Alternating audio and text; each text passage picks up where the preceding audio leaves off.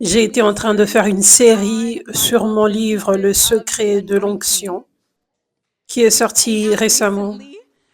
Et si tu ne l'as pas encore acheté, achète-le pour être équipé parce que Dieu veut que tu sois un vase de sa puissance et tu dois être équipé.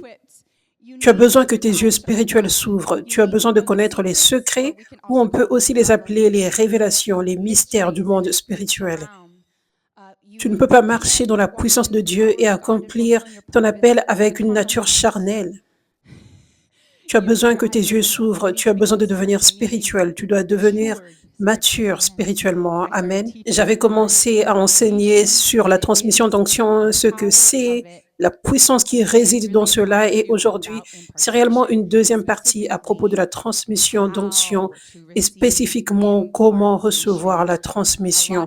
Beaucoup de personnes pensent que c'est juste à propos d'aller chercher quelqu'un qui est loin et demander à cette personne d'imposer la main sur toi. Mais c'est plus que ça. Amen.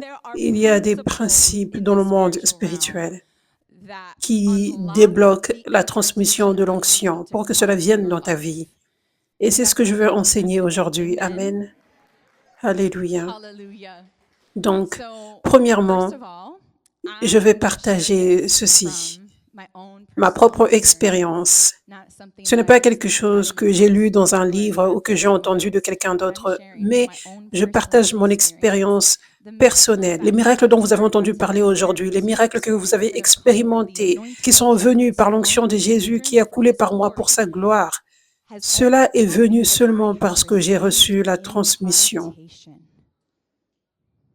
J'avais mentionné comment il y a deux voies pour recevoir l'onction venant de Dieu. Et la voie principale, c'est par la transmission de l'onction. L'autre voie qui est rare, c'est lorsque Dieu donne directement l'onction.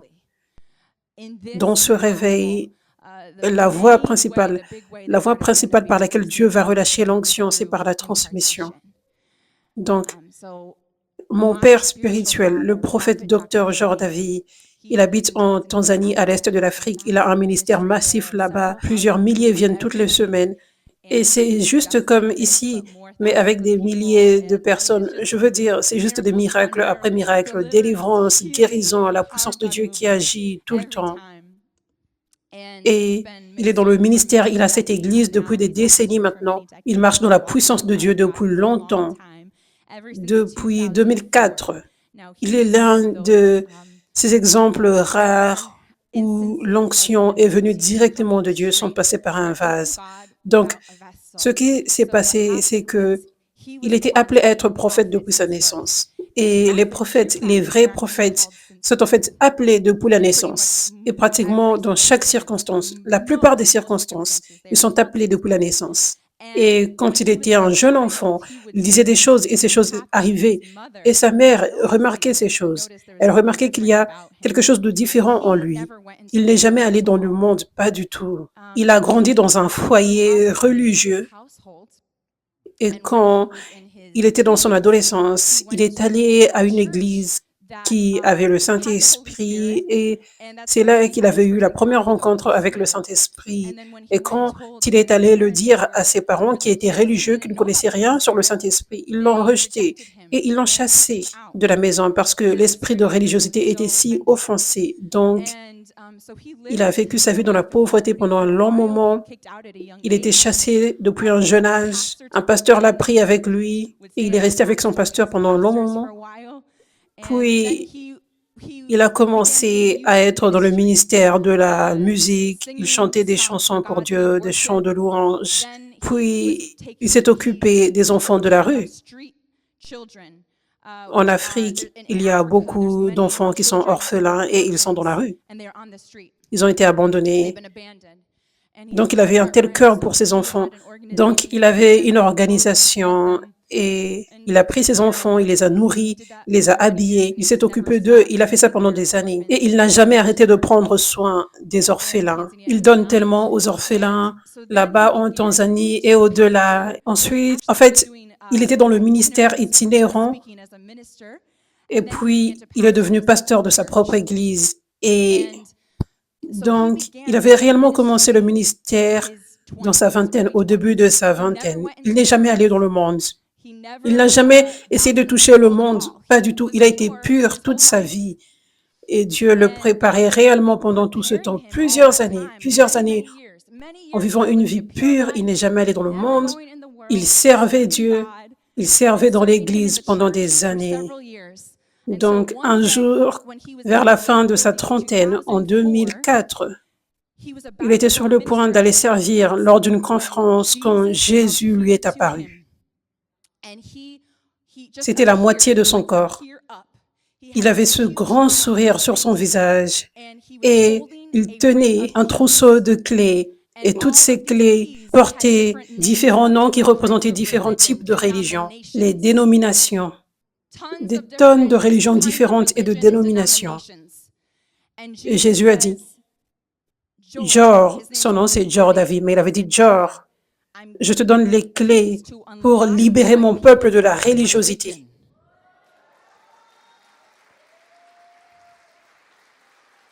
Alléluia. Va dans le monde entier, marche dans ma puissance, prêche l'évangile, guéris les malades, chasse les démons. Et il avait un grand sourire sur son visage. C'était le plus beau sourire rempli d'amour qu'il avait jamais vu de toute sa vie. Et ensuite, il a disparu. Et la journée d'après, il est allé servir.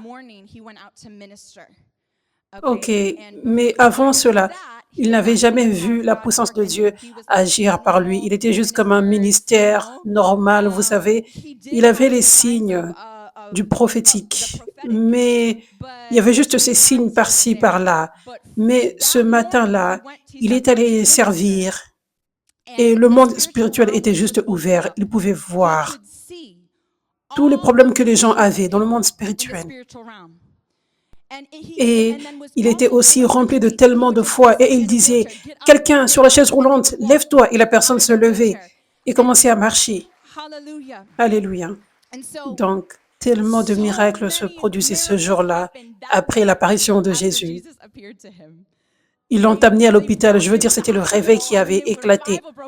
Il l'avait amené à l'hôpital pour qu'il prie pour les malades et le réveil a éclaté. Je veux dire, son église a grandi. Je crois que c'était 1000 personnes la première année et l'année suivante, c'était 3000 personnes. Et la puissance de Dieu n'a jamais arrêté d'agir si puissamment par lui depuis ce jour-là.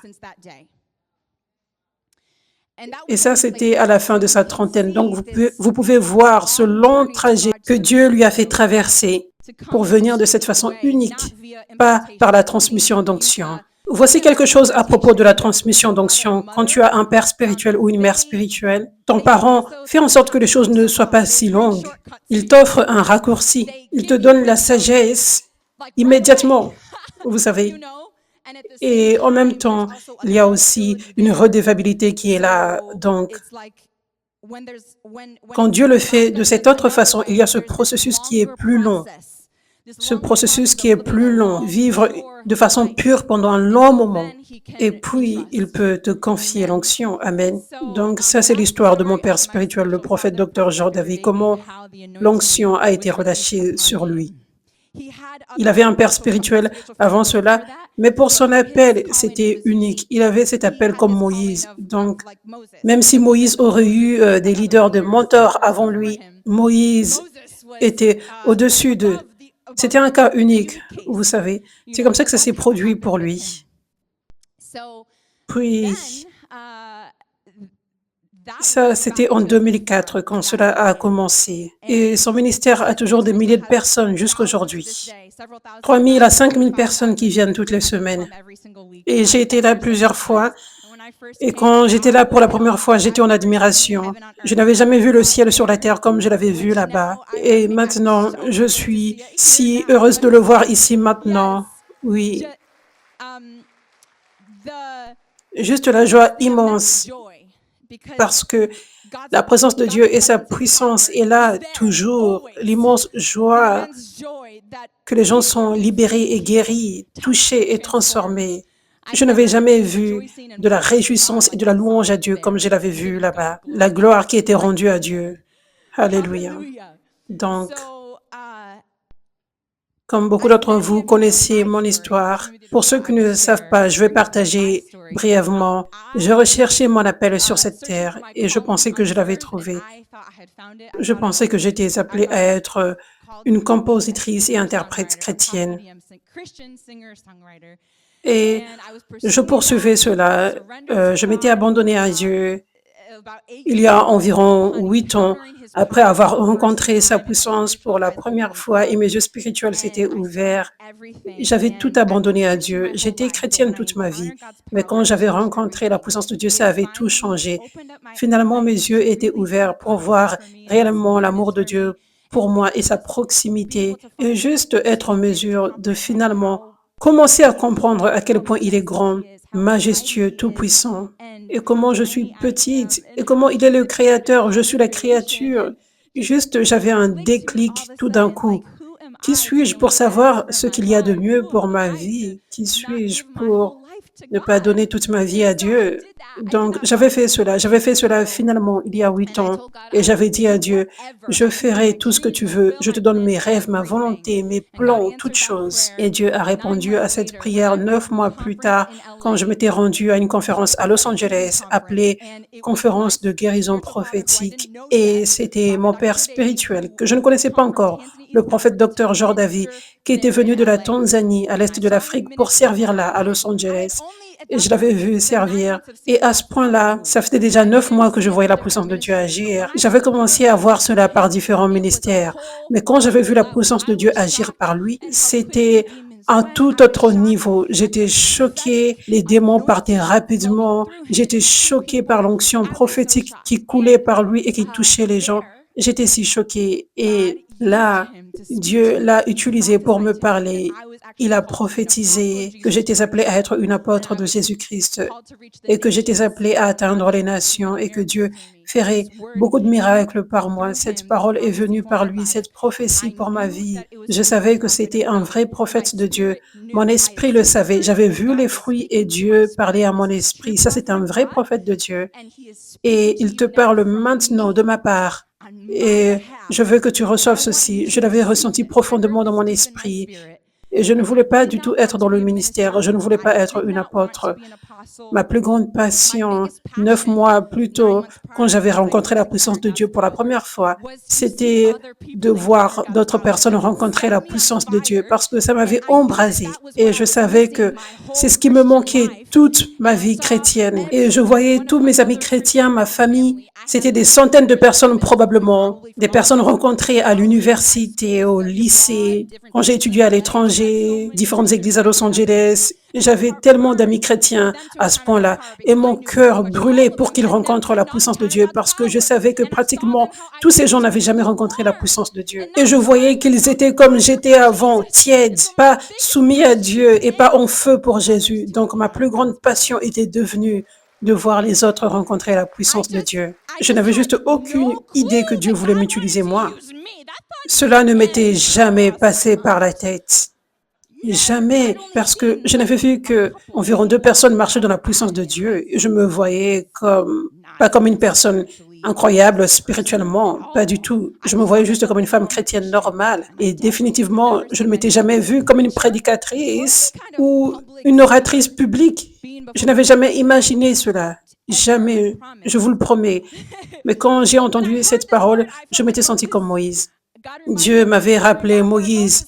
Rappelle-toi, Moïse pensait que Dieu était fou parce qu'il bégayait. Mais Dieu avait dit, je t'appelle. Je me fiche de ce que tu penses. J'ai créé ta bouche. Je veux te donner la puissance et te donner les paroles. Juste fais-moi confiance. Donc, Dieu m'avait dit cela. Donc, j'avais dit, oui, Seigneur, parce que je veux juste être dans ta volonté. Je ne sais pas comment ça va fonctionner.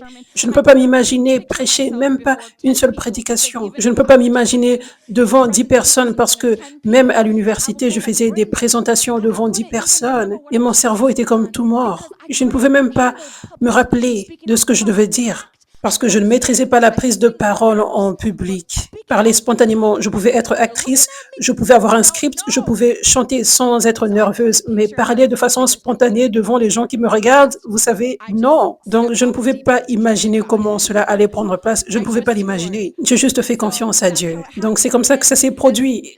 Et rapidement, Dieu a révélé à mon père spirituel que j'étais supposée être sa fille spirituelle. Et encore une fois, je savais que c'était Dieu. Il n'y avait pas de question. Et la façon dont ces prophéties allaient prendre place, c'est en me mettant sous sa couverture, être une fille spirituelle et recevoir la transmission de l'onction et de l'équipement pour savoir comment marcher dans l'onction et être comme Christ. Cela viendrait en étant sous sa couverture. Amen. Nous avons appris comment la transmission d'onction prend place. C'est lorsque tu t'implantes sous un père spirituel, une mère spirituelle, sous lequel ou laquelle Dieu t'appelle à être planté. Et il y a une écriture dans Psaume que nous avions lue la semaine dernière qui dit que c'est comme de l'huile qui est sur la tête d'Aaron et qui coule sur sa barbe et sur le reste du corps et jusqu'au bord de ses vêtements. Et ça, c'est une image de comment la transmission d'onction fonctionne. Dieu avait oint Aaron, par exemple. Dieu oint un leader d'une église. Il oint un serviteur de Dieu. Et ça, c'est pour un ministère, une église. Pour commencer une église et réaliser la mission de Dieu par ce ministère, par cette église. Et ensuite, Dieu va appeler les gens à venir en dessous pour servir le serviteur de Dieu, pour accomplir cette mission, cette vision. Donc, les gens viennent se positionner en dessous et alors qu'ils se positionnent et qu'ils servent, l'huile d'onction naturellement descend sur tous ces gens, alors qu'ils s'alignent. Ça, c'est le premier principe de comment recevoir la transmission d'onction. Après, le fait d'avoir un cœur pur. C'est ce que nous avons appris la semaine dernière. Avoir un cœur pur, abandonné, comme un enfant qui peut avoir la confiance de Dieu. Puis vient ensuite mettre cela en action et suivre les principes de Dieu. Donc, ces principes font partie de la mise en action de ce cœur. Pas juste, oh, tu as un cœur précieux, mais on va tester ce cœur. On va voir ce cœur en action, n'est-ce pas? Donc, l'un de ces principes, c'est s'implanter. Je me suis implantée là et c'est ce que nous trouvons dans la Bible, ce principe d'implantation pour recevoir la transmission d'onction. Nous le voyons par l'histoire d'Élie et d'Élisée. L'histoire d'Élie et d'Élisée, c'est le plus grand exemple que nous avons dans la Bible de comment recevoir la transmission d'onction, le système de Dieu pour recevoir la transmission d'onction. Donc, nous allons aller maintenant à 1 Roi 19, verset 19.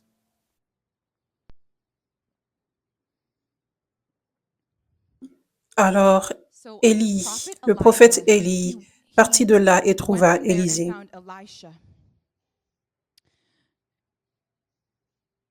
Il labourait avec 12 jougs de bœufs et il conduisait lui-même la 12e paire. Élie s'approcha de lui et jeta son manteau autour de lui. Élisée quitta ensuite ses bœufs et courut après Élie. « Laisse-moi dire au revoir à mon père et à ma mère, dit-il, et ensuite je viendrai avec toi. Vas-y et reviens, répondit Élie. Pense à ce que je t'ai fait. Alors Élisée le quitta et retourna. Il a pris son joug de bœufs et les a abattus. Il brûla le bois de leur attelage pour cuire la viande et il la donna au peuple qui mangea. Puis il a commencé à suivre Élie et est devenu son serviteur. Donc Élie avait entendu de la part de Dieu. Cet homme, Élisée, je veux qu'il soit ton serviteur. Et j'ai ce plan qu'il reçoive ton manteau et qu'il continue le travail que j'ai commencé par toi, le finir, continue d'avancer. C'est ce qui s'est passé. Dieu a parlé à Élie. J'ai besoin que tu élèves, que tu équipes et que tu transmettes à une autre personne, parce que l'œuvre de Dieu ne peut pas être limitée à une personne. Il a besoin d'une armée. Amen.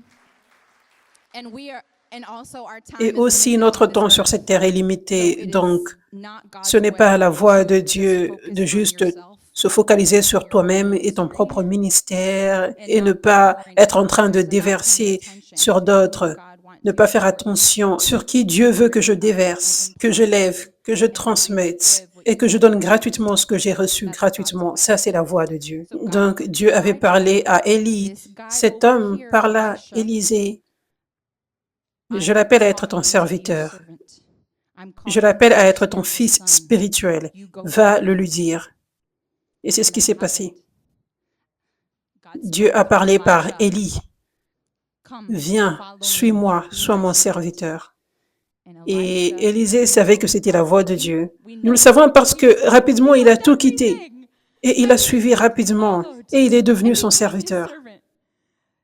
Donc, ça nous montre qu'il avait entendu la voix de Dieu. Il n'avait pas besoin de le confirmer avec des millions de personnes. Il avait entendu la voix de Dieu. Et Dieu disait maintenant, je parle maintenant, obéis. Et c'est ce qui s'est passé. Amen. C'est ce qui s'est passé avec moi. C'est ce qui s'est passé avec moi. J'étais devenue sa fille spirituelle et j'avais reçu l'onction immédiatement. Dès que je me suis positionnée en dessous de lui, l'onction a commencé à se déverser en moi. Et ensuite, 9 mois après cela, Dieu m'a appelé à commencer 5F Church. C'était un nom différent à l'époque, mais Dieu m'avait appelé à commencer 5F Church. Donc, j'avais commencé l'église 9 mois plus tard et les 9 premiers mois environ, je prêchais, je priais pour les gens, mais ça ne ressemblait pas à ce que c'est aujourd'hui. Je ne voyais pas les démons manifester, je n'entendais pas les témoignages de guérison, de liberté. Pendant ces 9 premiers mois, je ne voyais aucune manifestation de la puissance de Dieu. Je priais pour les gens, personne après personne. On avait 20 personnes ou 15 personnes pendant ces 9 premiers mois. Et je pense qu'une fois, j'avais vu quelqu'un pleurer, mais ça aurait juste pu être de l'émotion. Je ne voyais aucune manifestation de la puissance de Dieu, mais je savais que j'avais commencé à recevoir l'onction. Je le savais. Et même le fait que j'étais en mesure de prêcher, ça c'était un témoignage que l'onction avait commencé à agir et à travailler à travers moi. Amen. Donc j'avais reçu, c'était petit, juste comme quand tu tombes enceinte, au départ personne ne peut le voir, mais toute chose a changé. Il y a quelque chose qui vit en toi. Il y avait l'onction qui vivait en moi, mais ça vient petit à petit. Dieu te met à l'épreuve avec la mesure qu'il te donne, avant qu'il ne te confie plus. Et il mettait à l'épreuve ma fidélité envers lui et ma fidélité à son système. Vous savez, faire confiance à mon Père spirituel également. Amen. Puis ensuite, après ces 9 mois, Dieu m'appelait à aller visiter l'église de mon père spirituel en Tanzanie, à l'est de l'Afrique. Et j'y étais allée quelque temps avant, environ 2 fois avant, mais Dieu m'appelait à aller là spécifiquement pour recevoir un nouveau niveau de transmission d'onction.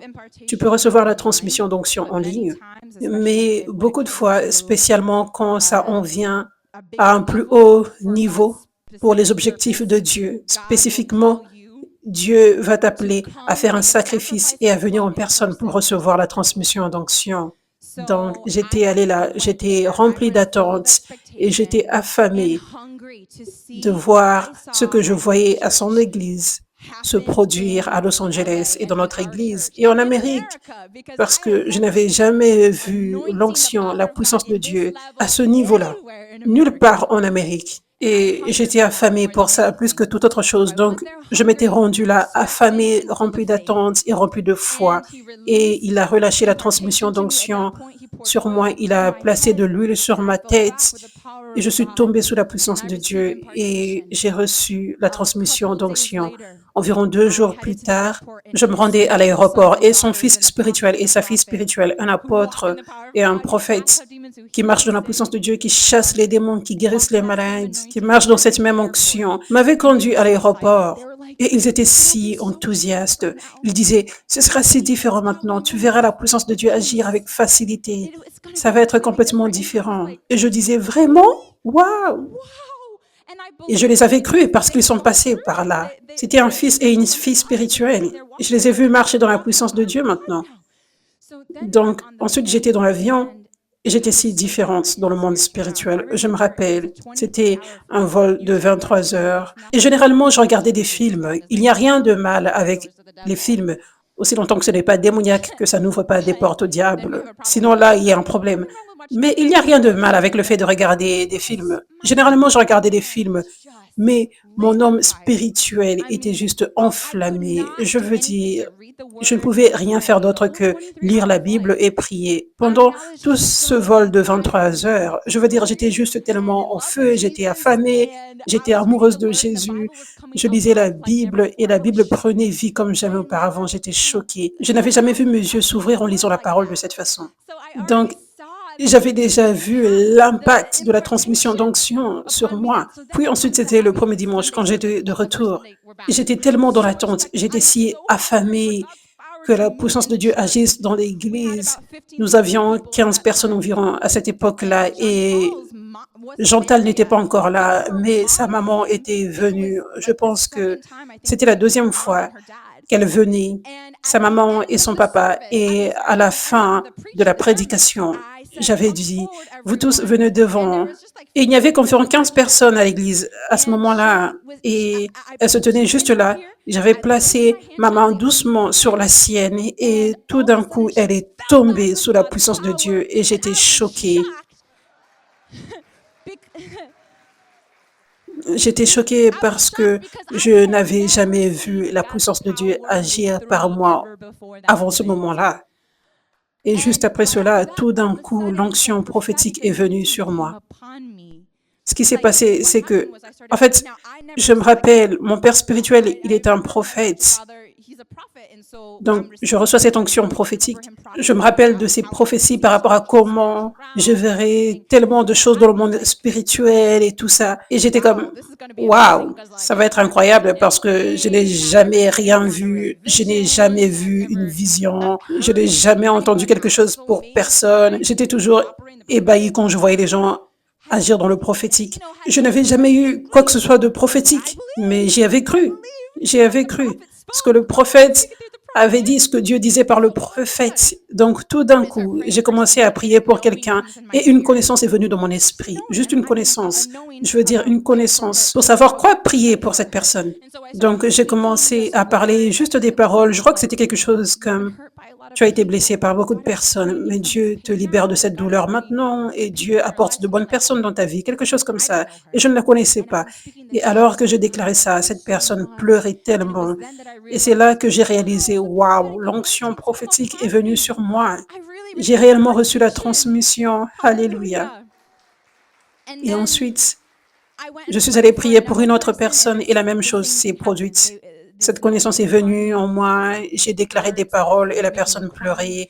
Puis une autre personne, j'ai prié pour elle et à la fin, la personne m'a dit qu'elle avait eu cette vision, elle voyait du feu sur ses mains. Tout le monde avait ces rencontres puissantes. Ça, c'était la première fois que je voyais une manifestation de la puissance de Dieu se produire par moi. C'était juste après avoir reçu ce nouveau niveau de transmission d'onction par mon père spirituel.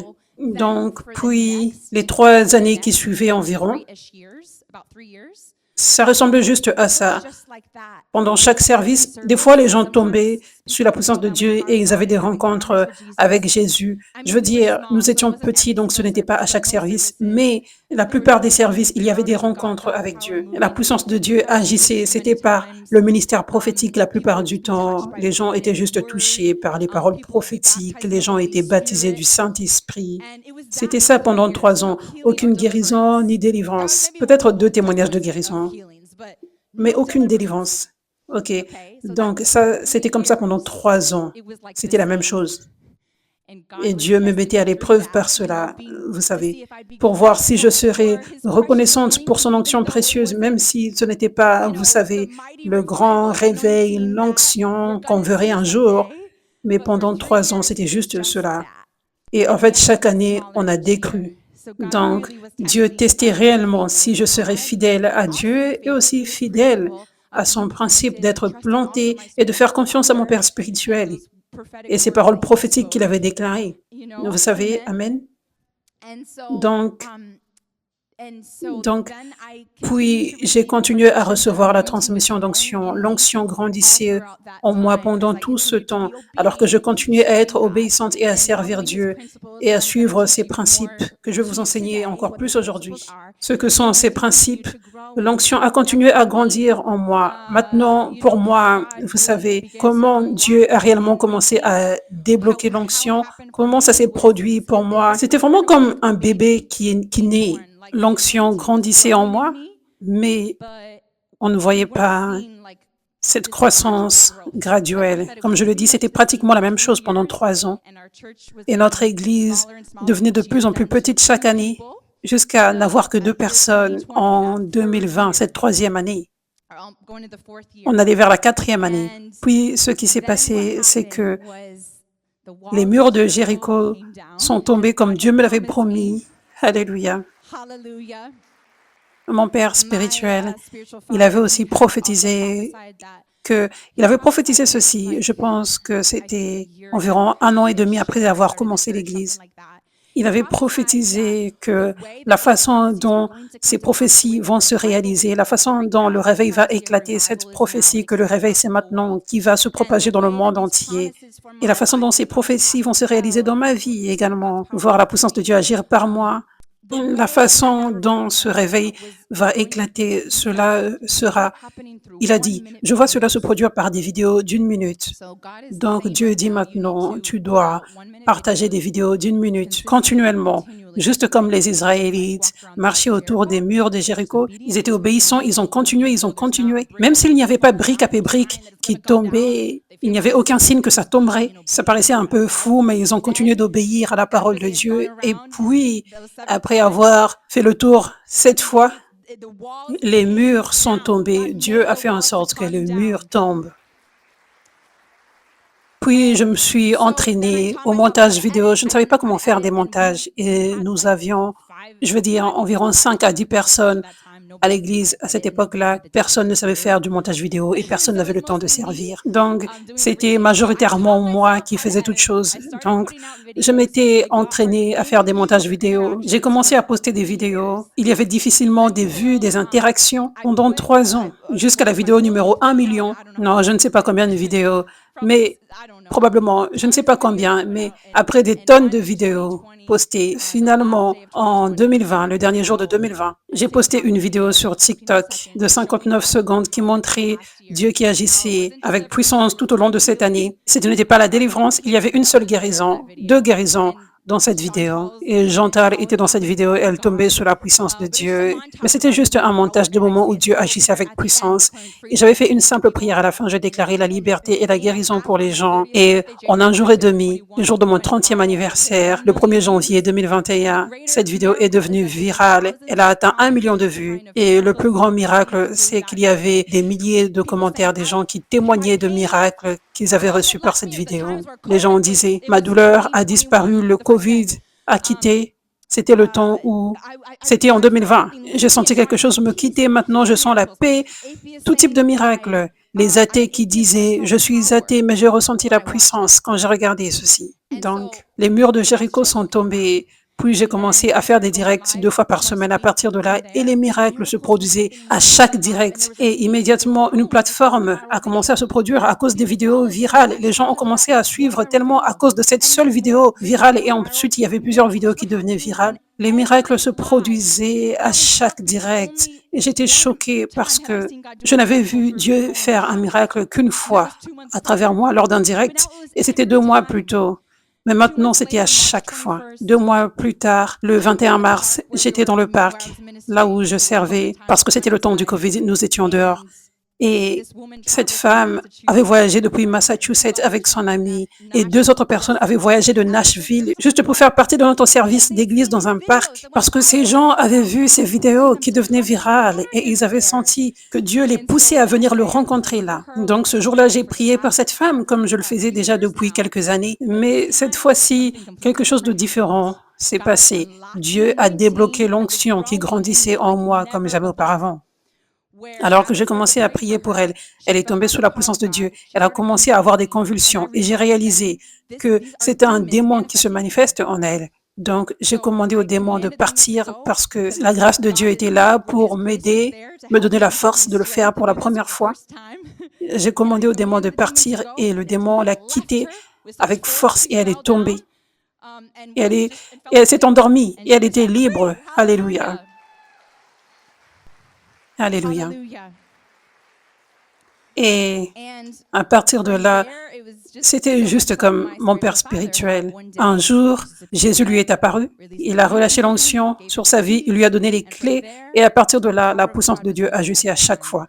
C'est ce qui s'est passé. Depuis ce jour-là, la puissance de Dieu a juste continué d'agir et à libérer les gens, faire de nouveaux types de miracles dont nous n'avions pas entendu parler avant, comme des gens qui sont guéris de l'autisme, des gens qui étaient guéris de beaucoup de choses. Pratiquement immédiatement, il y avait des témoignages des gens qui recevaient la transmission de l'onction. J'étais juste en admiration face à tout ce que Dieu a fait. Ça a juste grandi depuis énormément et maintenant le monde entier a soif de la puissance de Dieu et reçoit ses miracles. Et en personne, Dieu a ouvert des portes pour que j'aille servir dans plusieurs nations. Je ne connais même pas le nombre, tellement de nations, gloire à Dieu, les 2 dernières années. Et des gens venant de plusieurs nations ont voyagé pour venir ici et rencontrer Jésus. À chaque fois, Dieu est si bon, il est si fidèle. Amen. Mais ça, c'est mon histoire et je veux dire, je ne marche pas dans la puissance de Dieu juste par moi-même. Je ne marche pas dans la puissance de Dieu parce que c'était juste moi et Jésus m'a tout donné, il m'a enseigné toutes choses juste lui-même. Je suis ici à cause de mon Père spirituel par qui j'ai reçu la transmission de l'onction et l'équipement.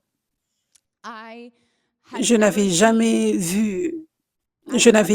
vu la manifestation de Jésus par une personne comme je l'avais vu par mon père spirituel, en termes du caractère, en termes de son cœur, en termes de son humilité, le cœur de serviteur, la générosité, l'abandon à Dieu, l'amour pour les gens. Jamais je ne l'avais vu cela comme je l'avais vu en lui. Et je n'avais jamais vu la puissance de Dieu se manifester comme nous le voyons dans la Bible, par les apôtres dans la Bible, dans l'Église des Actes. Je n'avais jamais vu cela comme j'avais vu cela par lui.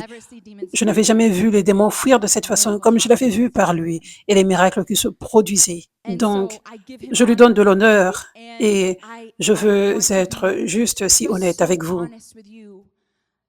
Ça, c'est la vérité et c'est comme ça que ça s'est produit. Donner de l'honneur là où l'honneur est dû, comme la Bible le dit. Et aussi, pour vous enseigner, parce que ce sont des principes bibliques, d'Élie à Élisée, comment l'onction est venue.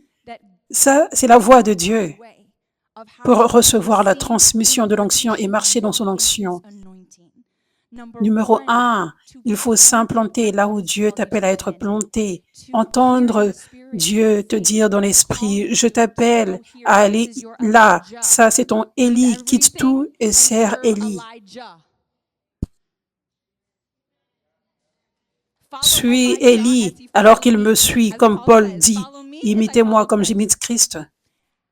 Je veux que tu assistes et que tu aides l'œuvre de Dieu ici. Implante-toi ici. Ne va nulle part ailleurs, je t'appelle ici. Et je vais être honnête avec vous. Je sais à 100% que si je n'étais pas obéissante à ceci, ce que Dieu m'avait appelé à faire, m'implanter sous mon Père spirituel, je ne serais pas ici aujourd'hui. Nous ne serions pas ici aujourd'hui. Les miracles que tu as reçus ne se seraient pas produits. Je ne marcherai pas dans l'onction. Nous ne choisissons pas notre Élie. Nous ne choisissons pas comment nous voulons recevoir l'onction. Nous ne choisissons pas. Je veux trouver la personne la plus populaire qui n'est pas controversée. Et je dois aimer la personnalité de cette personne également. Ouais. Ensuite, je vais m'introduire là. Je vais essayer de faire des connexions là, parce que j'essaye de recevoir l'onction pour moi-même. Et je vais faire les choses à ma façon. Beaucoup de personnes, c'est ce qu'elles pensent, et c'est comme ça qu'elles agissent. Ça ne fonctionne pas de cette façon. Ça ne peut pas fonctionner de cette façon. Donc, je sais à 100% que je suis ici aujourd'hui, que je marche dans mon appel, que je marche dans l'onction, parce que j'ai été obéissante par rapport à là où Dieu m'appelait à être plantée, en dessous du Père spirituel sous lequel il m'appelait à m'implanter. Dieu avait placé une onction spécifique en lui, juste comme il l'avait fait avec Élie. Dieu voulait qu'Élisée porte le manteau exact d'Élie. Dieu appelait Élisée au même appel qu'Élie. Le manteau qu'Élisée avait reçu. La signification de manteau signifie la même onction. Il y a différentes onctions. C'était la même onction dans laquelle Élie marchait qu'Élisée avait reçue. C'est pour cela qu'Élisée devait être obéissant à aller là où Élie était et le servir, parce que tu ne peux pas choisir ton appel, tu ne peux pas choisir ton objectif. C'est seul Dieu qui le choisit. Donc, c'est comme ça que c'était pour moi. Mon père spirituel avait l'onction que Dieu voulait relâcher sur moi, le manteau que Dieu voulait relâcher sur moi, la même vision et mission. Relâcher le réveil, chasser les démons, libérer les opprimés, guérir les malades, accepter et embrasser les 5 ministères de Dieu, toutes choses que nous voyons dans l'Église des Actes. Amen.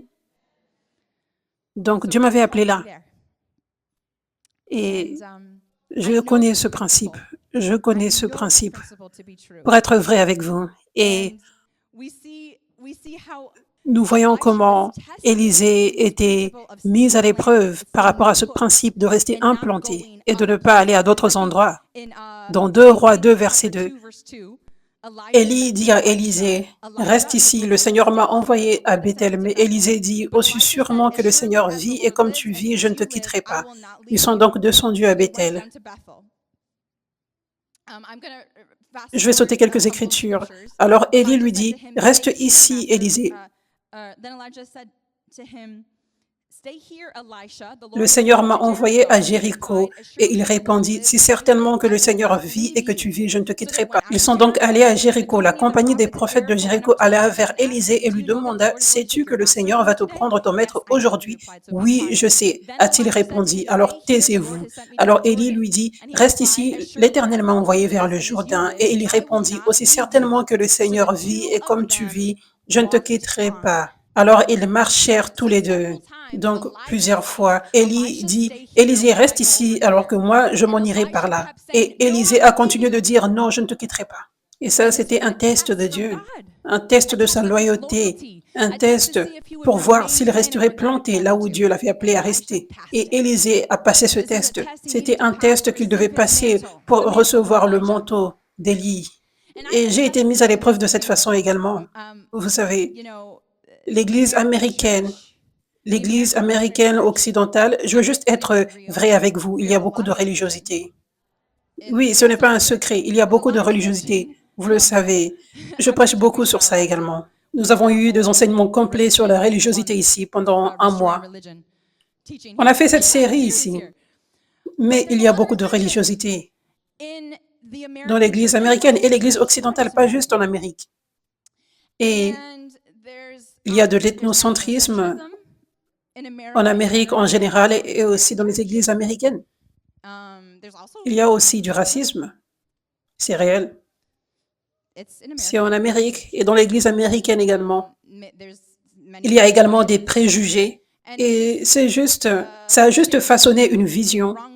Et ce n'est pas une vision spirituelle que les gens ont vis-à-vis des autres. Donc, j'ai vu tout cela.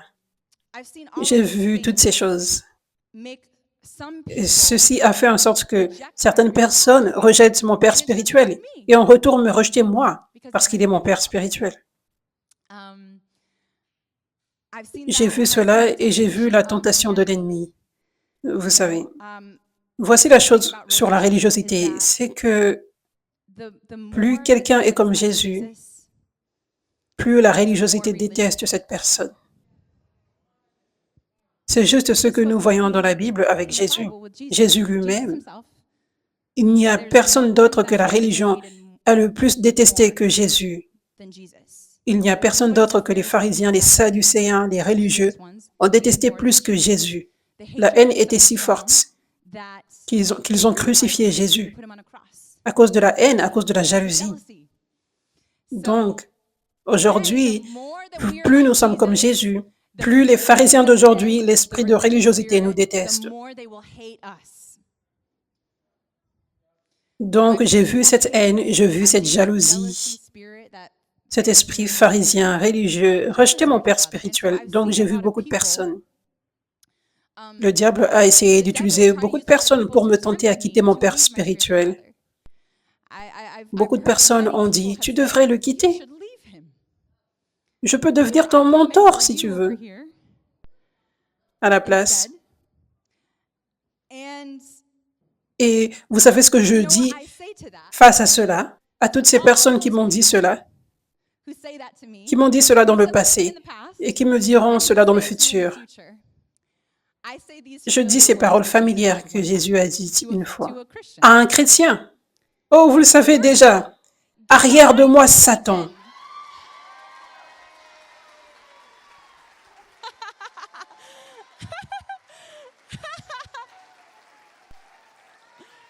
Alléluia. Jésus a dit cela littéralement à Pierre, vous savez.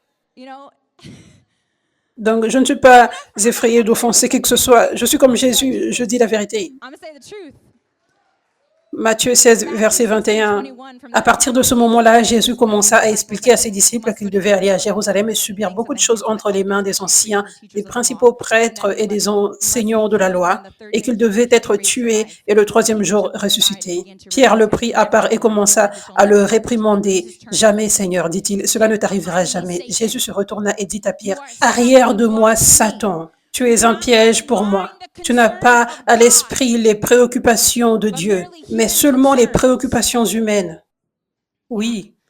Donc, beaucoup de chrétiens peuvent littéralement être des agents de Satan. Ce n'est pas comme si Pierre était possédé par Satan, mais à ce moment-là, il était utilisé par Satan. C'est pour cela que Jésus a dit, ça c'est le diable qui me parle et qui essaie de me tenter maintenant. Arrière de moi, je rejette ce mensonge.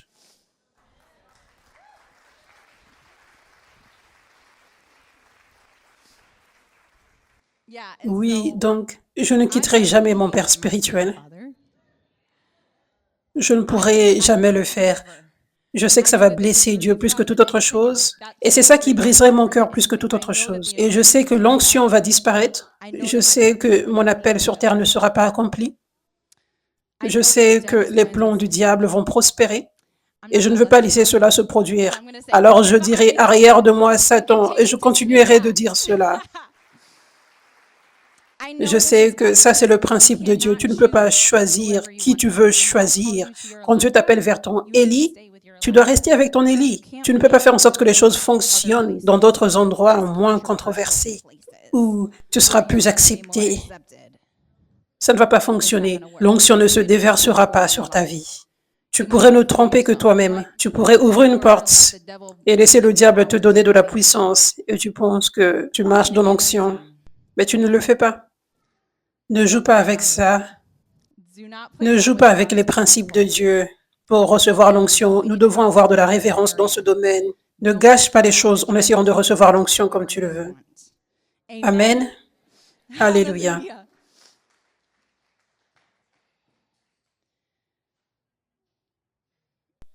Donc, ça, c'est le premier principe pour recevoir la transmission d'onction.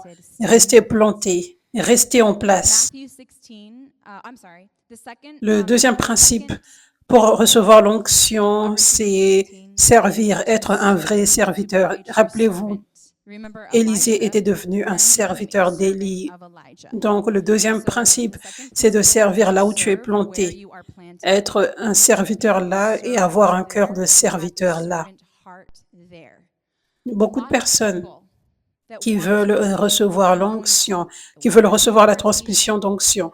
Beaucoup de chrétiens, voici leur cœur. J'aime Dieu. Je veux aider les gens. Je veux que Dieu m'utilise pour aider les gens. Et je veux aussi être puissant et avoir du succès et paraître impressionnant. C'est beaucoup de personnes parce que beaucoup de personnes ont encore leur chair qui est là. Donc pour être véritable, ça c'est le cœur de beaucoup de personnes.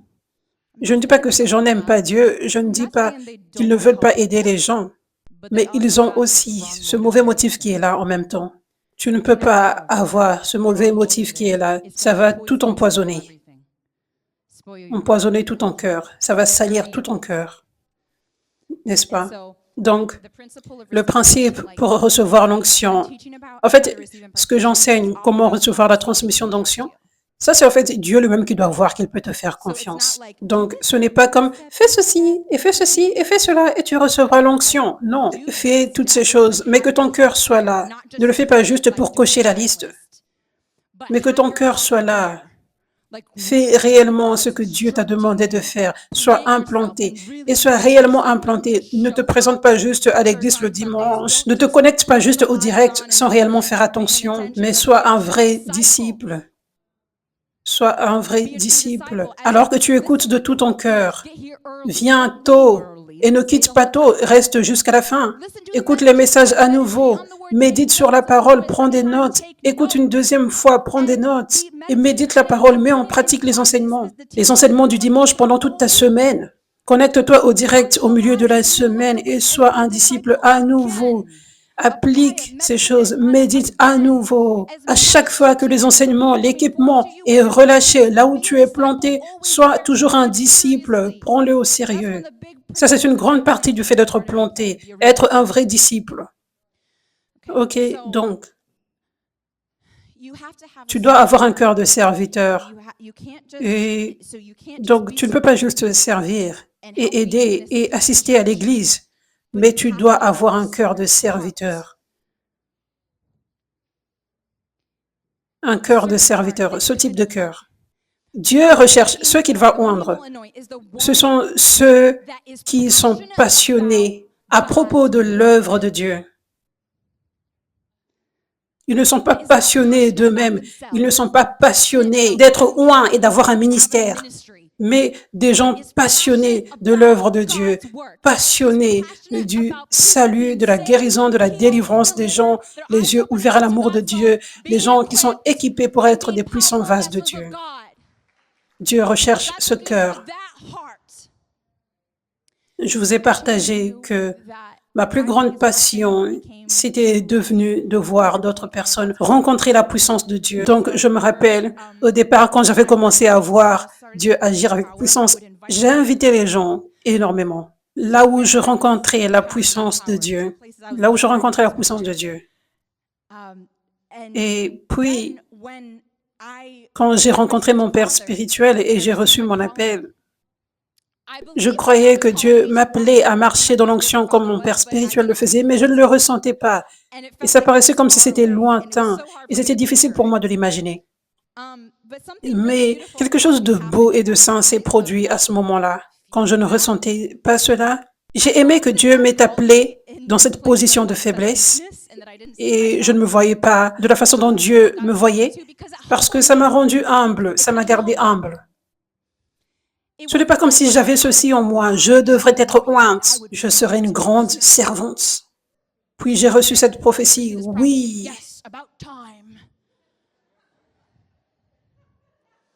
Non, en regardant en arrière, je suis si heureuse parce que je sais à quel point c'est important que nous soyons humbles. Je suis heureuse que je ne me voyais pas comme Dieu me voyait.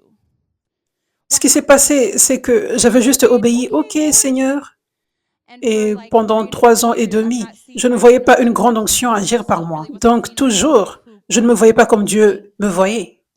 Mais au début, j'étais juste si émerveillée par la transformation qu'il y avait eu dans ma vie. Depuis que j'avais rencontré l'amour de Dieu et sa puissance par mon père spirituel, je n'avais jamais connu l'amour de Jésus comme je commençais à le savoir alors que mes yeux s'ouvraient. Alors que Dieu agissait par mon père spirituel. J'ai commencé à voir mes yeux s'ouvrir dans le monde spirituel, à la réalité du monde spirituel comme jamais auparavant par mon père spirituel. Dieu qui agissait par mon père spirituel. J'ai vu la délivrance de masse prendre place pour la première fois par mon père spirituel. Et ce jour-là, j'étais changée pour toujours. Mes yeux étaient ouverts pour voir à quel point le diable existe, à quel point il est méchant, et en même temps, mes yeux voyaient comment les gens sont ce qu'ils sont parce que le diable est si réel dans leur vie. Et les gens ne veulent pas être de cette façon la plupart du temps, mais ils sont juste opprimés. Cela a fait en sorte que j'ai de l'amour pour les gens, comme jamais auparavant, à partir de ce jour-là. Donc, je me sentais juste si reconnaissante. J'avais été plus transformée à l'image de Dieu comme jamais auparavant de ma vie, à cause de Dieu qui agissait par mon Père spirituel. Et j'avais vu la puissance de Dieu agir par lui et toucher tellement de personnes. Donc, je voulais juste que plus de personnes connaissent son ministère. Je voulais que plus de personnes rencontrent Dieu par lui parce que ma vie avait été changée. Donc, j'avais ce cœur passionné du royaume de Dieu, de son œuvre. J'avais ce cœur qui était simplement passionné pour n'importe quelle façon par laquelle Dieu agissait. C'était juste cette simple passion. Donc, mon cœur brûlait pour ça. Mon cœur brûlait pour que Dieu l'élève pour la gloire de Dieu. Mon cœur brûlait pour que les gens l'acceptent pour la gloire de Dieu. Mon cœur brûlait pour que les gens en Amérique l'acceptent parce que je sais qu'il y a de la religiosité, différentes cultures en Afrique et tout cela. C'est difficile pour les gens dans la religiosité de l'accepter, vous savez, à cause de sa culture, d'où il vient, et Dieu l'utilise d'une façon si puissante que les gens n'ont pas vu avant. C'était tellement comme Jésus et la religiosité déteste ça. Mon cœur brûlait pour ça parce que je n'avais jamais vu la puissance de Dieu agir de cette façon avant. Donc, je ne pensais pas du tout à moi-même. Je n'étais pas comme, oh, probablement ils ne t'accepteront pas, mais ils m'accepteront moi. Donc, donne-moi plus d'onction afin qu'on continue cette œuvre, afin que les gens reçoivent la puissance de Dieu en Amérique. Ce n'était pas mon cœur. Mon cœur disait simplement, je veux que les gens rencontrent la puissance de Dieu. Et je rencontrais la puissance de Dieu comme jamais auparavant par toi.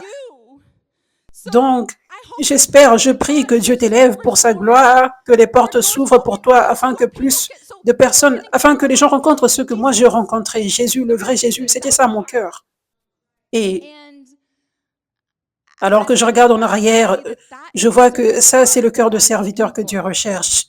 Le cœur de serviteur où tu honores tellement et tu es reconnaissant pour là où tu as reçu, comment tu as reçu la puissance de Dieu et tu veux assister et servir et faire tout ce que tu peux pour aider à l'avancement de cette œuvre de Dieu. Pas en pensant à toi-même. Tellement de personnes n'ont pas ce cœur de serviteur. Et ces personnes voient des gens loin et elles sont comme, comment il ou elle a obtenu cette onction? Je veux cette onction. Je veux cela. Comment il ou elle a obtenu ceci? C'est la vérité. Il y a beaucoup de chrétiens qui sont comme ça. La jalousie. Juste aucun cœur de serviteur. Les gens n'ont pas ce cœur. Waouh! Dieu t'utilise pour apporter le salut, la guérison, la délivrance aux gens. Dieu soit loué.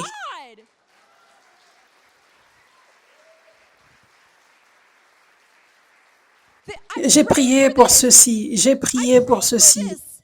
pour que Dieu élève plus de personnes et qu'il y ait la puissance de Dieu comme nous le voyons dans l'Église des Actes. Ça se produit, ça paraît comme si le réveil est maintenant. Dieu a élevé cette personne, alléluia. Je vais propager la parole, le réveil prend place, je veux propager la parole afin que tellement de personnes que je connais, les gens qui sont en dessous de moi, qui ont besoin de liberté, de guérison, qu'ils aillent recevoir là, allez sous l'ombre de l'apôtre Pierre là, recevez. C'est rare. La triste vérité, c'est que c'est rare. C'est rare d'avoir ce vrai cœur de serviteur où ta seule passion, c'est Jésus et son œuvre. Jésus est l'accomplissement de son œuvre. Jésus est le salut, la guérison, la liberté des gens. C'est vraiment rare. C'est rare d'avoir cette motivation désintéressée. Et c'est la grande raison pour laquelle l'onction a été rare aujourd'hui. Et c'est la grande raison pour laquelle c'est un coût pour recevoir l'onction. Ce n'est pas donné facilement. Tu dois te débarrasser de ces motifs égoïstes en toi. La jalousie, ce désir de vouloir paraître puissant Et tu dois avoir ce cœur de serviteur, cette passion pour Jésus et son œuvre, que son peuple le reçoive, cette passion seule. Dieu voit ton cœur, tu ne peux pas le cacher devant lui. Alléluia. Donc, en regardant en arrière, je vois comment j'étais vraiment comme Élisée vis-à-vis d'Élie. Élisée était appelé à être un serviteur d'Élie. Ça ne dit pas, Élisée, tu vas recevoir le manteau d'Élie. Tu es si incroyable. Viens et serre-le. Tu es préparé pour recevoir le manteau. Non, c'est juste serre-le. Dieu le mettait à l'épreuve, serre-le. Est-ce que tu as un cœur de serviteur? Ou est-ce que tu es là pour quelque chose d'autre? Est-ce que tu sers avec un faux cœur, juste pour que tu obtiennes le manteau?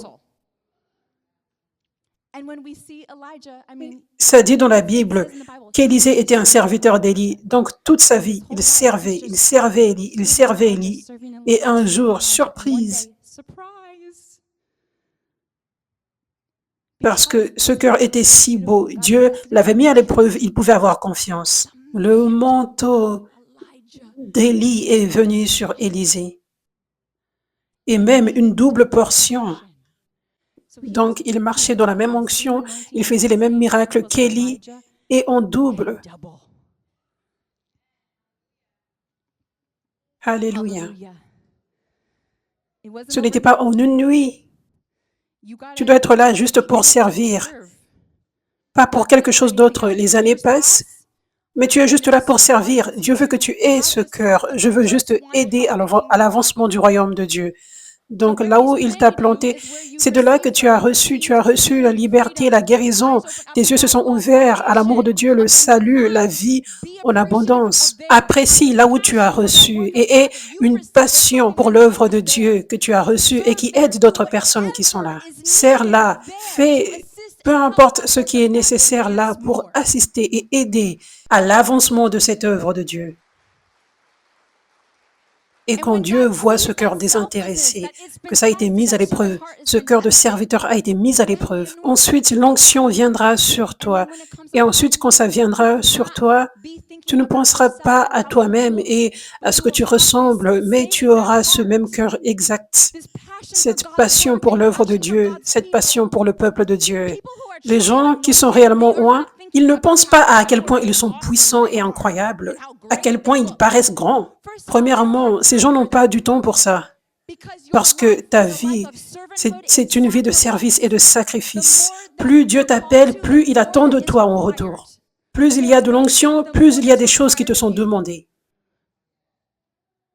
Donc, c'est une vie de sacrifice constant et de service. Numéro 1, tu n'as pas le temps de penser à tes propres désirs, ce à quoi tu ressembles, tout se déchire. Et numéro 2, quand Dieu a réellement appelé quelqu'un à être oint, quand cette personne est réellement ointe, il va s'assurer que cette personne n'ait pas ce cœur. Ce ne sera pas dans le cœur de cette personne. Ses pensées sont complètement focalisées sur le fait de servir Dieu. Ses pensées sont complètement focalisées sur le fait d'aimer son peuple et de servir son peuple. Amen.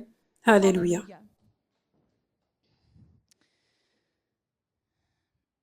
Romains 1, verset 1 dit « Cette lettre vous parvient de Paul, un esclave de Jésus-Christ, choisi par Dieu pour être un apôtre et envoyé pour proclamer sa bonne nouvelle. » Donc, il dit « Je suis un esclave ». Ça, c'est le cœur d'une vraie personne ointe. J'ai abandonné tous mes désirs et j'ai tout soumis et je suis un serviteur, un esclave de Christ.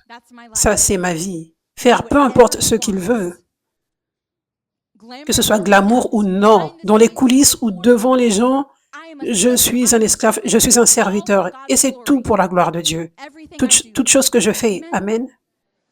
Alléluia. Donc, alors que tu es planté, tu dois aussi servir. Tu dois servir et avoir un cœur de serviteur. Donc, si tu es ici, en personne à Los Angeles, dans la zone de Los Angeles, viens et sers. Si tu aimerais servir, viens voir Jantal à la fin. Viens voir Jantal et parle-lui. Tu peux servir ici, tu peux aider. Il y a tellement de choses pour lesquelles nous avons besoin d'aide pour faire l'œuvre de Dieu. tellement de choses. Ça ne peut pas être fait par 1, 2, 3, 4, 5 personnes. Pour que toutes ces choses prennent place, ça demande beaucoup de travail, ça demande une armée. Donc, viens et sers avec un cœur de serviteur. Aucun autre motif. Amen. Tu ne peux pas te cacher de Dieu. Donc, abandonne ces choses, débarrasse-toi de ces choses et viens avec un vrai cœur pur, un cœur de serviteur. Sois prêt à servir, peu importe là où il y a un besoin, peu importe là où Dieu veut que tu serves. Amen. Alléluia. Et aussi, vous qui regardez en ligne, la plus grande façon de servir, et ça c'est pour vous tous ici aussi, même si beaucoup d'entre vous êtes ici en personne, il y a d'autres façons de servir. Par exemple, ici à l'église, mais aussi une grande façon par laquelle Dieu vous appelle tous à servir. Et vous tous qui êtes plantés en ligne, c'est en propageant la parole, en partageant ce que Dieu fait, partager les vidéos. C'est comme ça que vous êtes tous ici. C'est comme ça que le réveil a éclaté. C'est parce que quelqu'un, premièrement, c'était moi qui postais les vidéos et ensuite, ça s'est transformé, ça a grandi et beaucoup de personnes ont partagé les vidéos, les posts. Pour certains d'entre vous, c'est juste apparu dans l'algorithme. L'algorithme a fait en sorte que ça apparaisse. Bien, c'est apparu parce que d'autres personnes ont partagé et ça fait en sorte que l'algorithme le place sur ton feed. Donc, vous êtes tous ici et beaucoup d'entre vous ici, vous avez reçu la délivrance, la guérison, le salut. Vous avez grandi dans l'esprit parce que des gens ont servi avec des cœurs de serviteurs. Ils t'ont servi et tu ne le sais même pas. Mais ils ont servi avec un cœur de serviteur. Beaucoup de personnes, une armée. Donc, rejoins l'armée afin que plus de personnes soient atteintes. Nous sommes si petits par rapport au monde entier qui doit être atteint maintenant. Ici, à Los Angeles, ça c'est si petit par rapport à toutes les personnes que Dieu veut apporter ici. Et la façon dont ces gens viendront, c'est alors que tu vas servir, alors que tu vas propager la nouvelle, partager. N'aie pas honte. Partage les vidéos et les posts régulièrement, pas juste une fois de temps en temps. Sois obéissant et un cœur de serviteur. Fais-le avec une attitude de serviteur, pas juste quand tu en ressens l'envie, pas juste quand tu as du temps, pas juste ta vidéo favorite. Non, sois un serviteur et un cœur de serviteur et partage ton propre témoignage également et continue de le partager. Enregistre une vidéo, écris le témoignage, continue de partager ton témoignage. Amen. Alléluia. Dieu voit ceci. Alors que tu sers, l'onction vient sur toi. Ce n'est pas juste l'imposition des mains ou la déclaration, mais c'est appliquer ces principes qui font en sorte que l'huile d'onction descende sur toi. Même juste tout au long de ta journée. Tu n'as pas besoin d'être comme « Oh, j'ai besoin de plus d'onction. J'ai besoin que l'apôtre Catherine prie. » Non, l'huile d'onction vient juste sur toi alors que tu obéis à ces principes avec un bon cœur. Dieu voit et il déverse. Amen. Nous voyons dans Jean 12, verset 3, Marie prit un vase d'albâtre rempli de près d'1 litre de parfum extrêmement rare et coûteux, l'extrait le plus pur de nard, et avec elle a oint les pieds de Jésus, puis elle les a essuyés avec ses longs cheveux, et le parfum de l'huile coûteuse remplit la maison. Ça, c'est une image prophétique de comment servir, être un serviteur dans la maison de Dieu, dans l'œuvre de Dieu, servir un serviteur de Dieu, comment cela relâche l'onction sur toi. Marie a déversé ce parfum extrêmement coûteux sur les pieds de Jésus. Elle était prosternée. Ça, c'est une image prophétique de la soumission. Et l'histoire continue en disant que l'une des personnes là, un disciple, pensait qu'elle était folle de gaspiller ce parfum en le mettant sur Jésus. Mais Jésus l'a corrigé et il a dit non, je parlerai d'elle. Partout où l'évangile sera enseigné, on parlera d'elle parce que ce qu'elle a fait, c'est bien. Donc, c'est une image du sacrifice et le sacrifice dans chaque domaine de ta vie. Ça, c'est une image du sacrifice, l'obéissance, le sacrifice, le service. Donc, ça, c'est ton temps, tes semences et tes talents que tu donnes à Dieu. Tu sacrifies tout, tu donnes à Dieu ce parfum coûteux. Et tu es prosterné, soumis, Ensuite, elle a pris ses cheveux et elle a essuyé les pieds de Jésus, sur lesquels il y avait du parfum. Elle a essuyé avec ses cheveux.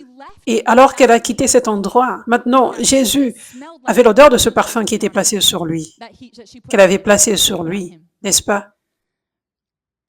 Et alors qu'elle a quitté cet endroit, elle sentait comme Jésus. Parce qu'elle avait pris les cheveux, elle s'était soumise, elle a sacrifié, elle a servi. Et elle a quitté cet endroit en sentant comme celui qui est oint. Donc, vous savez, Élisée avait reçu cette même onction exacte venant d'Élie. Donc, il paraissait comme Élie pour la gloire de Dieu, juste comme Paul dit, imitez-moi comme j'imite Christ. Donc, c'est une bonne chose que ses enfants spirituels paraissent comme lui, parce qu'il paraît, il s'exprime, il agit comme Christ. Amen. Donc, et Dieu, et là où Dieu t'a appelé spécifiquement, il fait quelque chose de spécifique là. Il y a une mission et une vision spécifique qui est là. Par exemple, mon père spirituel, il a une grande révélation de l'onction et de l'autorité de Christ. Donc, il a une grande révélation que c'est la puissance de Dieu et notre autorité que nous avons qui font en sorte que les démons partent et que les miracles prennent place. Ce n'est pas un effort physique, une voix forte. Donc, il sert dans la simplicité. Il sert sans crier fortement. Il sert sans avoir à utiliser de la force physique. Il parle simplement et les démons partent rapidement. Je sers de la même façon. Amen. Parce que je ressemble comme lui, je sonne comme lui. C'est ce que Dieu veut. Cette révélation, c'est ce que Dieu apporte au corps du Christ maintenant. Cette révélation de la puissance de son onction, et la puissance de l'autorité que nous avons, et la révélation de ce qui fait réellement en sorte que les démons partent, et ce qui détruit le royaume des ténèbres. C'est ce que Dieu enseigne. C'est la révélation de ce que nous voyons dans l'Église des Actes qui a été perdue, et il la restaure maintenant. Amen. Donc, tu devrais paraître, parler, te comporter comme ton père spirituel ou ta mère spirituelle, en termes de choses spirituelles. Amen. Ce qui sera comme Christ. Donc, cette même onction dans laquelle ton père spirituel ou ta mère spirituelle marche, tu vas quitter cet endroit en marchant dans cette même onction. Tu vas sentir comme Jésus. Amen. Alléluia. Le dernier principe que je veux partager avec vous, ce sont 3 principes en passant de comment recevoir la transmission d'onction avec un bon cœur.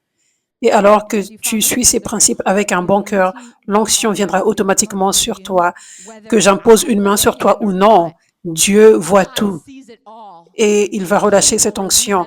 Donc, quand je déclare que cette onction vienne sur vous, une grande onction viendra par cette parole spécifiquement sur toi. Dieu déverse différentes mesures sur tout le monde en fonction de ton appel, en fonction de son temps et en fonction de ton cœur et de ton obéissance. Est-ce que tu obéis à ces principes sans laisser dans un coin l'un des principes, mais suivre tous ces principes? Ces principes sont les mêmes principes de ce que signifie être planté en passant. Le 3e principe, c'est de semer dans l'onction. La Bible dit, ce que tu sèmes, tu le récoltes. Alors que tu sèmes sur cette terre ointe, ça c'est déjà l'appel de Dieu en passant pour nous, d'apporter les dîmes, les offrandes dans l'œuvre de Dieu. Ça c'est déjà juste l'appel de Dieu, c'est déjà juste un acte d'obéissance de donner, de semer. Mais Dieu veut que tes yeux s'ouvrent, que tu aies la révélation, que tu ne fais pas juste ceci par obéissance, comme si rien d'autre ne prenait place que Dieu qui est heureux. Mais il y a encore plus. Ça, c'est la voie de la récolte. C'est la façon par laquelle tu reçois plus d'onction. Certaines personnes ne reçoivent pas le plus que Dieu veut pour elles. Et je parle de chaque aspect que l'onction couvre. La guérison, la liberté, la percée financière, mais aussi la transmission d'onction. Beaucoup de personnes ne reçoivent pas parce qu'elles manquent ce principe. Beaucoup de personnes ne reçoivent pas parce qu'elles sont aveuglées par la religiosité et refusent d'accepter ce principe de la puissance de la semence. La Bible est claire en disant que ce que tu sèmes, tu le récoltes. Alors que tu apportes ces semences sur une terre ointe, tu vas récolter plus de cette onction dans ta vie, plus d'onction, de transmission d'onction. Il est dit dans Proverbe 11, verset 24, l'un donne librement, mais il devient plus riche. Un autre retient ce qu'il devrait donner et ne fait que s'appauvrir. Celui qui apporte la bénédiction sera enrichi, et celui qui arrose sera lui-même arrosé. C'est vraiment important que tu honores l'onction que tu reçois. De plusieurs façons, en incluant la semence, apporter des sacrifices. Tu dois arroser ce qui t'arrose.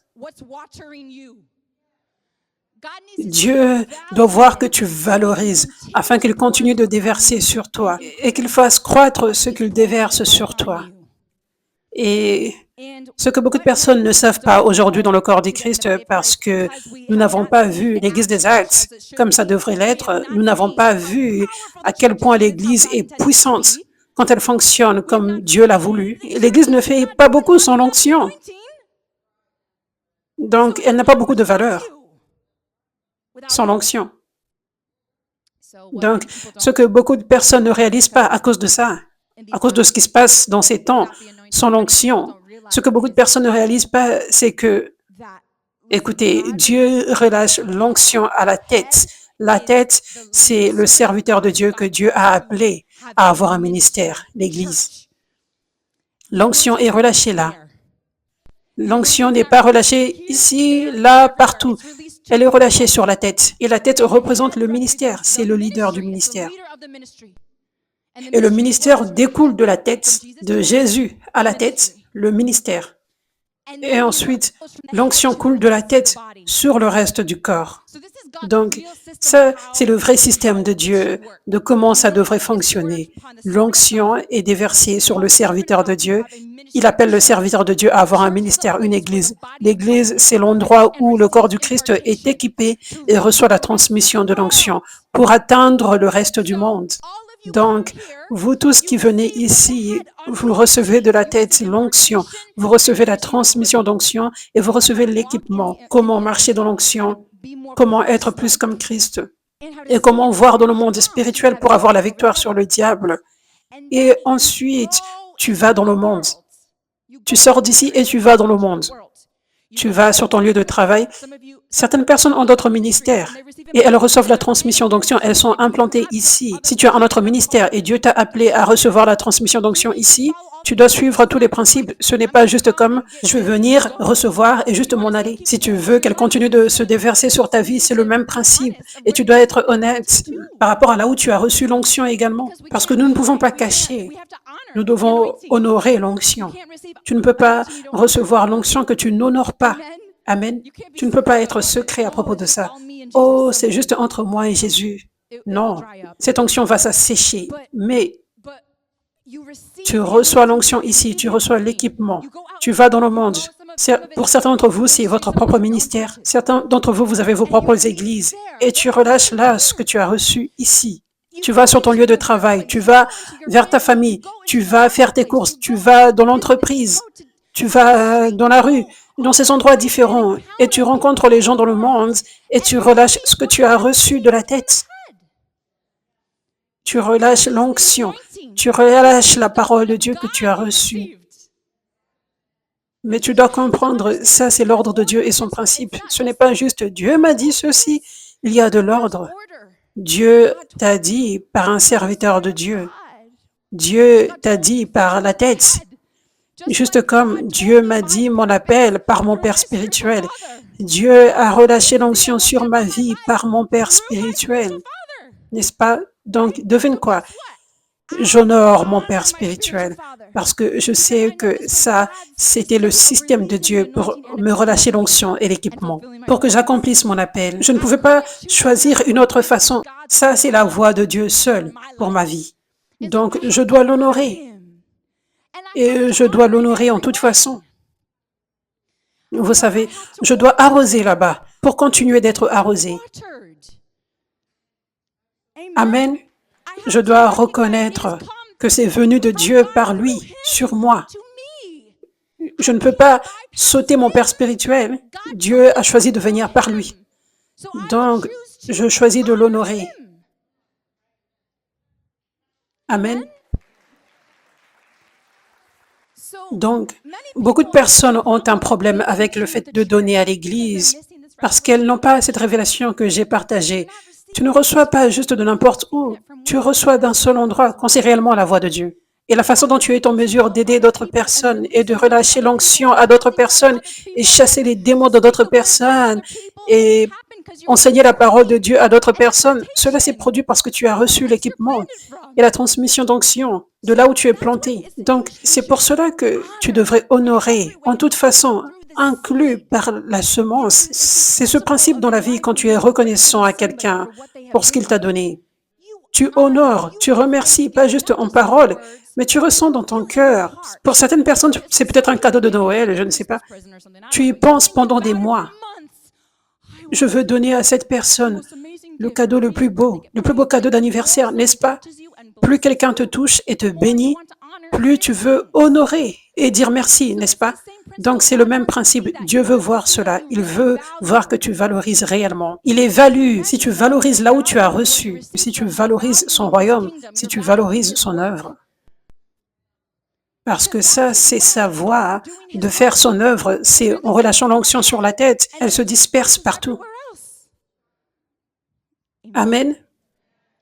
C'est pour cela que c'est important de semer et de semer avec un cœur généreux et de continuer de semer.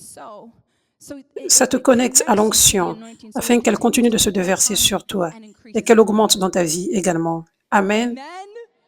Amen. Alléluia. Merci Jésus.